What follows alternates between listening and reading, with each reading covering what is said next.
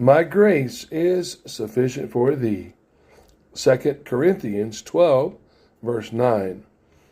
If none of God's saints were poor and tried, we should not know half so well the consolations of divine grace.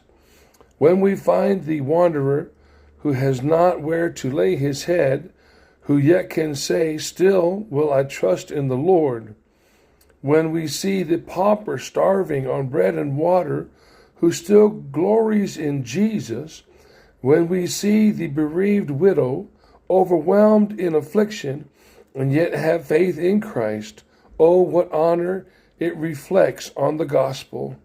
God's grace is illustrated and magnified in the poverty and trials of believers. Saints bear up under every discouragement, believing that all things work together for their good, and that out of apparent evils a real blessing shall ultimately spring. That their God will either work a deliverance for them speedily, or most assuredly support them in the trouble, as long as he is pleased to keep them in it.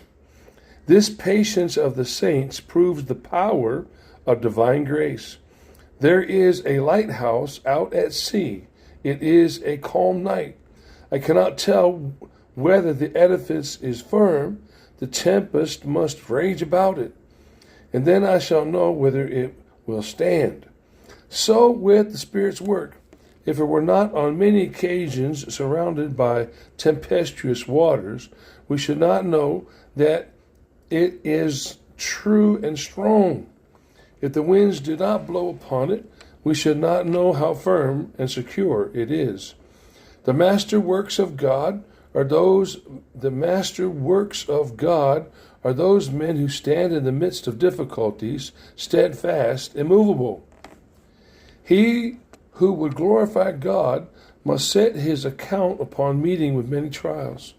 No man can be illustrious before the Lord unless his conflicts be many.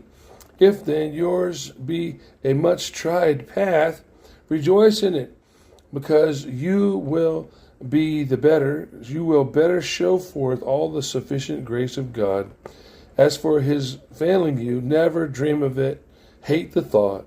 The God who has been sufficient until now should be trusted to the end.